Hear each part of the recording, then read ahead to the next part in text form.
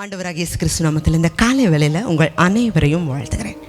தேவஜனமே, இன்னைக்கு நம்ம பார்க்க போகிற தலைப்பு, உங்களுடைய குடும்பம் கர்த்தர்னால ஏற்படுத்தப்பட்டது, அதை ஒருபோதும் மறந்துடக்கூடாது. மத்தேயு புஸ்தகம் 19ஆம் அதிகாரம் 4வது 5வது 6வது வசனத்தை வாசிக்க. அவர்களுக்கு அவர் பிரதியுத்தரமாக, ஆதியிலே மனுஷரை உண்டாக்கினவர் அவர்களை ஆணும் பெண்ணுமாக உண்டாக்கினார் என்பதையும், இது நிமித்தம் புருஷனானவன் தன் தகப்பனையும் தாயையும் விட்டு தன் மனைவியோடே இசைந்திருப்பான், அவர்கள் இருவரும் ஒரே மாம்சமாய் இருப்பார்கள் என்று அவர் சொன்னதையும் நீங்கள் வாசிக்கவில்லையா? இப்படி இருக்கிறபடியினால் அவர்கள் இருவராய் இராமல் ஒரே மாம்சமாய் இருக்கிறார்கள். ஆகையால் தேவன் இணைத்ததை மனுஷன் பிரிக்காதிருக்க கடவன் என்றார். குடும்பம் கர்த்தர்னால ஏற்படுத்தப்பட்டது. எந்த ஒரு மனுஷனுமே இயற்கையை உருவாக்கல. தேவன் ஆணையும் பெண்ணையும் சிருஷ்டித்தார். அவங்க இருவரும் ஒரே மாம்சம். இது நிமித்தம் ஒரு மனுஷன் தகப்பனையும் தாயையும் விட்டு மனைவியோடு இசைந்திருப்பான். அதனால் தேவன் இணைத்ததை மனுஷன் பிரிக்கக்கூடாது. இன்றைக்கி நம்மளுடைய காலகட்டங்களில் சின்ன சின்ன காரியங்களுக்காக குடும்பத்துக்குள்ள பிரிவினைகள் வருது. அற்பமான காரியங்களுக்காக. ஏன் அப்படின்னா அந்த இடத்துல கர்த்தர் இல்லை. இதே மத்தேயு புஸ்தகத்துடைய பகுதியை தொடர்ந்து நீங்கள் வாட்சிங்கன்னா, இது முடித்த உடனே அவர்கிட்ட கேட்பாங்க, அப்புறம் ஏன் மோசே தள்ளுதற்சீட்டை கொடுத்து மனைவியை தள்ளிவிடலான்னு சொல்கிறாரு. தொடர்ந்து நீங்கள் வசன பகுதியை வாட்சிங்கன்னா இயேசு கிறிஸ்து சொல்லுவார், இது உங்களுடைய இருதயத்துடைய கடினத்தின் நிமித்தமே மோசே உங்களுக்கு இந்த தள்ளுதற்சீட்டை கொடுத்து மனைவியை தள்ளிவிடலான்னு சொன்னாங்களே தவிர ஆதி முதலாய் அப்படி இருக்கவில்லை. இப்போ ஒரு மனுஷனுடைய சரீரம், அந்த மனுஷனுடைய தலை வச்சுட்டு அந்த சரீரத்தை எடுத்துகிட்டு இன்னொரு சரீரத்தை ஒட்ட வச்சா பார்க்குறதுக்கு எப்படி இருக்கும்? அவலட்சணமாக இருக்கும். அதே போல தான் ஒரு கணவன் மனைவி பிரிஞ்சு அவங்க வேறு விவாகம் பண்ணினாலும் ஆண்டவருடைய பார்வையில் அப்படி தான் இருக்குது. தொடர்ந்து வாசிக்கும்போது ஆண்டவராகிய இயேசு கிறிஸ்து சொல்லுவார், வேசித்தன முகாந்தரத்தினால் ஒழிய வேறு எந்த விதத்தினாலேயும் மனைவியை தள்ளிவிடக்கூடாது. ஏன்னா இந்த சட்டத்தை எப்படி மாற்றிட்டாங்க அப்படின்னா, மோசே காலகட்டங்களில் தள்ளுதற்சீட்டை கொடுத்து மனைவியை தள்ளிவிடலாம் அப்படிங்கிறத பயன்படுத்தி சின்ன சின்ன காரியங்களுக்காக மனைவிமார்களுக்கு தள்ளுதற்சீட்டை கொடுத்து தள்ளிவிட ஆரம்பித்தாங்க. அதற்கு பிறகு தான் ஆண்டவர் இந்த கட்டளையை கொடுக்குறார், இல்லை சின்ன சின்ன காரியங்களுக்காக நீங்கள் தள்ளிவிடக்கூடாது. ஒருவேளை ஒரு பெண் வேசித்தனம் செய்து அது நிரூபிக்கப்பட்டாலே ஒழிய அந்த மனைவியை அவன் தள்ளிவிடக்கூடாது. அப்படி தள்ளிவிடப்பட்டவளை வேறொருவன் விவாகம் பண்ணினாலும் அந்த ஸ்திரீயை விபச்சாரம் செய்ய பண்ணுகிறவனாக இருக்கிறான். இதை தேவன், விவாகரத்தை தேவன் ஒருபோதும் ஏற்கிறதோ அங்கீகரிக்கிறதோ இல்லை. ஆண்டவருடைய பார்வையில் தேவன் இணைச்சதை மனுஷன் பிரிக்காதிருக்கணும். இதற்காகத்தான் ஓசியா தீர்க்கதரிசியுடைய நாட்களில் கர்த்தர் இஸ்ரவேல் ஜனங்களுக்கு திரும்ப திரும்ப இந்த ஆவிக்குரிய வேசித்தனத்தை குறித்து கண்டித்து உணர்த்துவார். ஏன்னா தேவனை மறந்த, ஆண்டவருடைய வசனங்களை, கட்டளைகளை, கற்பனைகளை மறந்து எல்லா ஜனங்களும் விக்கிரகங்களுக்கு தங்களை விற்று போட்டிருப்பாங்க. விக்கிரக ஆராதனை செய்வாங்க, விக்கிரகத்துக்கு படைச்சவைகளை புசிப்பாங்க. தேவன் எதையெல்லாம் வேண்டாம்னு சொன்னாரோ அதையெல்லாம் இஸ்ரவேலர் செஞ்சாங்க. அப்போ ஆண்டவர் அவர்களை எச்சரிச்சுட்டே இருந்தார். இந்த ஆவிக்குரிய வேசித்தனம், அதாவது கர்த்தரை விட்டுட்டு விக்கிரகத்தை தேடி போனால் நமக்கு ஆவிக்குரிய மணவாளன் ஆண்டவர் இயேசு கிறிஸ்து. ஆண்டவரை விட்டுட்டு நம்ம புறஜாதி விக்கிரகத்தை தேடி போனால் அதை ஆண்டவர் ஆவிக்குரிய வேசித்தனமாகவே பார்க்குறார். இந்த காரியத்தை செய்யாதீங்க, அசீரியர்கள் உங்களை படையெடுக்க வருவாங்க, அவன் உனக்கு சத்துருவா எழும்புறான்னு சொல்லி பல ஆண்டுகள் எச்சரிக்கிறார்.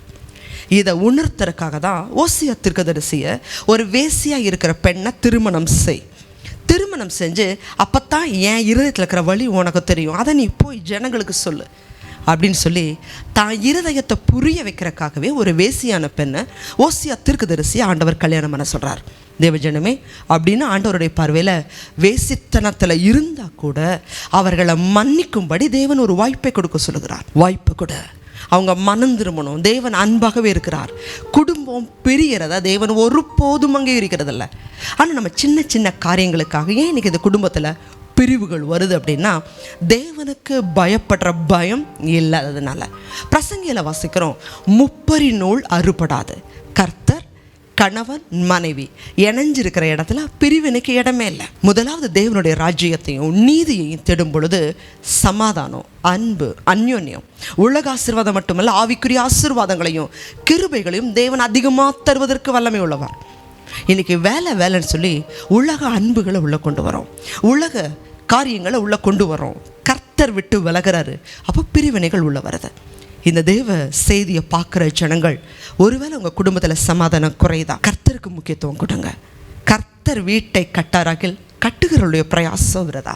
ஆண்டவரை தேடுங்க. ஆண்டவரே, என் குடும்பத்தில் சமாதானம் குறையக்கூடாது, அன்பு குறையக்கூடாது, ரட்சிப்பு உண்டாகணும். ஆண்டவருடைய சமூகத்தில் ஜெபிங்க, உங்கள் கண்ணீரை ஊற்றுங்க, குடும்பமாக ஜெபிங்க. சங்கீதம் 128:1 வாசிக்கிறோம், கர்த்தருக்கு பயந்து அவருடைய வழிகளில் நடக்கிறவன் எவனோ அவன் பாக்கியவான். உன்னுடைய கையின் பிரயாசத்தை நீ சாப்பிடுவ, உனக்கு பாக்கியமும் நன்மையும் உண்டாகும். 3வது வசனத்தில் வாசிக்கிறோம், அந்த மனுஷனுடைய மனைவி தான் உன் வீட்டோரங்களில் கனிதரும் திராட்சை கொடிய போல உன் மனைவி இருப்பான். உன் பந்திய சுற்றிலும் உன் பிள்ளைகள் ஒளிவ மரக்கன்றுகளை போல இருப்பாங்க. தேவஜனமே, கர்த்தருக்கு உங்கள் வீட்டில் முக்கியத்துவம் கொடுத்தீங்கன்னா, உங்கள் வாழ்க்கையில் முக்கியத்துவம் கொடுத்தீங்கன்னா, கணவன் மனைவிக்குள்ள தேவன் பிரிவு வராதபடி அவர் வேலியடைத்து பாதுகாப்பார். பல குடும்பங்களில் நம்ம பார்த்துருக்குறோம், எந்த குடும்பமெல்லாம் ஜெபிக்குதோ, எந்த குடும்பமெல்லாம் ஆண்டவரை பிடிச்சிக்கிறாங்களோ அந்த குடும்பங்களில் பிரிவுகள் வராதில்ல. எந்த குடும்பத்தில் ஆண்டவருக்கு முக்கியத்துவம் கொடுக்கறது இல்லையோ அங்கே தான் பிசாசு உள்ள நுழையிறான். தேவஜனமே, இன்னைக்கு ஒரு தீர்மானம் பண்ணுங்க. ஆண்டவரே, நீங்கள் வீட்டை கட்டுங்கப்பா, என் குடும்பத்தை கட்டுங்க. முதல்ல ஜெபம், 2வது அன்பு. எந்த வீடுகளெல்லாம் சுயநலம் எழும்புதோ அங்கே எல்லாம் பிரிவு வரும். அன்பு சகலத்தையும் தாங்கும். அநேகர் ஜெபிக்கிறாங்க, ஆனால் அந்த கிரியையில் ஆவியின் கனிகளை காட்டுறதில்ல. சில பேர் ஆவியின் கனிகளை காட்டலாம், ஜெபம் இல்லை. இது ரெண்டுமே இணையணும். ஜெபமும் அதே போல் ஆவியின் கனிகள் அன்பு, நீங்கள் இது ரெண்டையும் காட்டும்போது தான் உங்கள் குடும்பத்தை ஆவிக்குரிய ஜீவியத்தில் கர்த்தருக்குள்ளே கட்டி எழுப்ப முடியும். தேவஜனமே, இந்த ஒரு சாட்சியை நான் சொல்ல விரும்புகிறேன். இதற்கு முன்பாக தேவ செய்தியில் நான் சொல்லியிருக்கிறேன். இந்த சாட்சி அநேகம் பிரிந்து போன கணவன் மனைவிகளை தேவனுக்குள்ளே இணைச்சது. அதனால் இந்த தேவ சாட்சியை உங்களோடு கூட நான் பகிர்ந்து கொள்ள விரும்புகிறேன். பல ஆண்டுகளுக்கு முன்பாக ஒரு குடும்பத்தில் மனைவி மட்டும் ரட்சிக்கப்பட்டிருந்தாங்க. அவங்களுடைய பெயர் ஜாக்லின். அவங்க ரட்சிக்கப்பட்டிருந்தாங்க. ஆனால் அவங்க வீட்டில் அவங்க கணவன் ரட்சிக்கப்படலை. அவர் கிறிஸ்துவ பக்தி இல்லாதவர், ரட்சிக்கப்படாதவர், சபைக்கு போகாதவர். இப்படி ஒரு குடும்பத்தில் அந்த மனைவி மாத்திரம் பயபக்தியோடு ஆலயத்துக்கு போவாங்க. தன்னால் முடிஞ்ச ஊழியங்களை அந்த சகோதரி செய்து வருவாங்க. இந்த காரியம் அந்த கணவனுக்கு கொஞ்சம் கூட பிடிக்காது. என்னோட என் மனைவி உலக உல்லாசமான வாழ்க்கைக்கு அவள் வரமாட்டேங்கிறாளே, பக்தின்னு சொல்லி அலைஞ்சிக்கிட்டே இருக்கிறாளேன்னு சொல்லி இந்த கணவன் ஏதாவது ஒரு காரணத்தை வச்சு மனைவி விவாகரத்து பண்ணணும்னு சொல்லி ரொம்ப வாஞ்சியாக இருந்தார். ஒரு நாள் மனைவி ஆலயத்துக்கு போயிட்டு காலதாமதமாக வர்றாங்க. இதை வச்சு அவங்க மனைவியை விவாகரத்து பண்ணணுன்ற ஒரு முடிவுக்கு வர்றார். மனைவி வர்றாங்க, கதவை சாத்திட்டாரு.